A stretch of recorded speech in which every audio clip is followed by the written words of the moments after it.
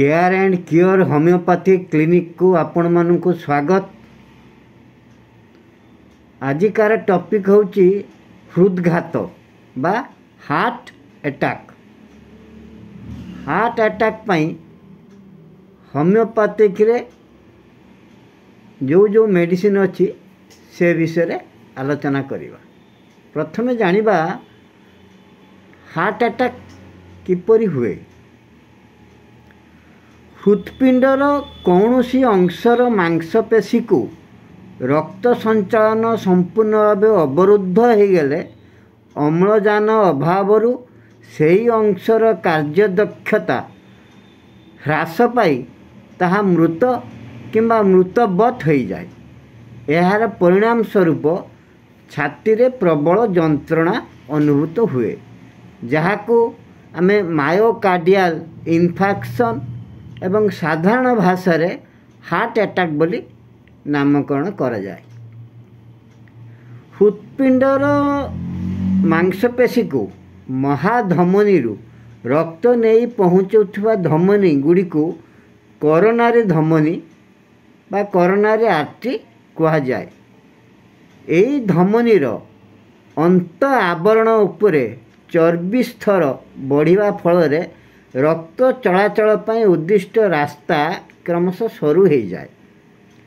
परवर्ती समय रे यही चर्बी स्तर फाट सृष्टि हेले तापर रक्त कणिका तथा तंतु जातीय पदार्थ जमाई धमनीर बाट को संपूर्ण बंद कर दियंती। आमे जहाँ को कोलेस्ट्रॉल डिपोजिट बोली कहती। हृदघातर यह फलाफल मधुमेह रोग, उच्च रक्तचाप रोग, धूमपान, मेदबहुलता, शारीरिक परिश्रम अभाव, वंशगत कोरोनारी हृदरोग तथा बयसाधिक यही मारात्मक रोग संभावना को बढ़ई थाए। लक्षण कौन? छाती रे तीव्र जंत्रणा हवा, एंजाइना पेन जहाँ को आम कहू, अस्वस्ति बोध हवा, ब्रेथलेसनेस, हठात कई संडुआसी छातीर मझी अंश को चिपी धरला भली जंत्रणा अनुभव हुए। यही जंत्रणा बाहु, बेक, कांध तथा पेटर उपर अंश को प्रसारी पारे। यही जंत्रणा प्रायतः अध घंटार अधिक समय क्रमागत भाव लगी रहे। विश्राम नेले मध्य जंत्रणार उपशम हुए नहीं।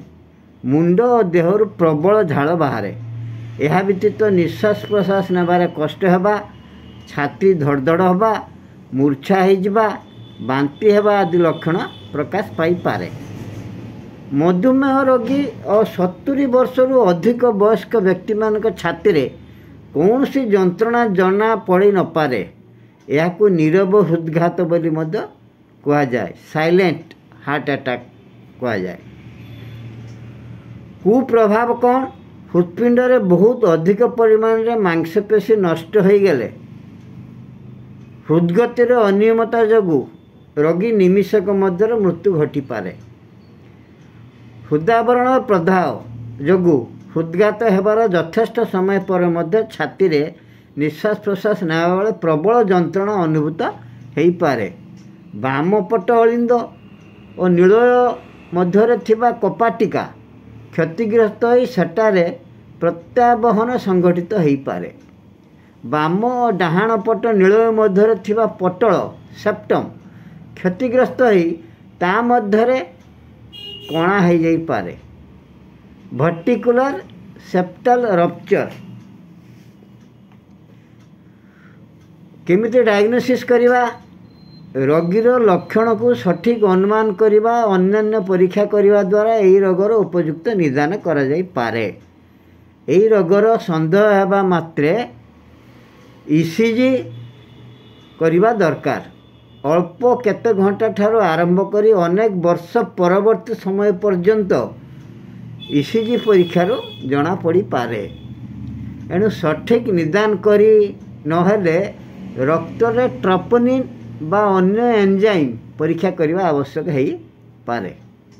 यही सबु पदार्थर परिमाण रक्त रे अधिक थिले ତାହା ହୃଦଘାତ ବିଷୟରେ ସୂଚନା ଦିଏ।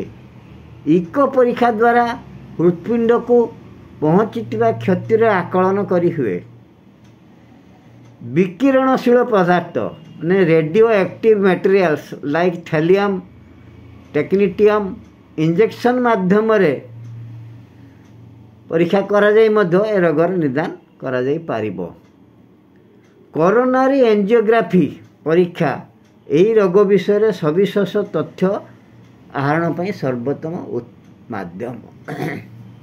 ଏହାର ଲକ୍ଷଣ ଅନୁଯାୟୀ କିଛି ହୋମିଓପାଥିକ ଔଷଧ ବିଷୟରେ ମୁଁ କହିବି, ତାହାକୁ ମନ ଦେଇ ଶୁଣନ୍ତୁ। କ୍ୟାକ୍ଟସ୍ ସ୍ପାଇଜେଲିଆ, ବେଲାଡୋନା, ଇଗ୍ନେସିଆ, ଭାନାଡିୟମ୍ ଡିଜିଟାଲିସ୍, ମେଡୋରିନମ୍, ଆଇବେରିସ୍, ଆର୍ସେନିକ୍ ଆଲ୍ମ, ଏକୋନାଇଟ୍, କୋଲେଷ୍ଟ୍ରେନିୟମ୍, କାର୍ବୋଭେଜ୍, ନାଜା, ଓରୋମେଟ୍ ଓ ସର୍ବୋପରି କ୍ରାଟାଇଗସ୍ ଅକ୍ସ ହାର୍ଟ ପାଇଁ ବହୁତ ବଢ଼ିଆ ଔଷଧ।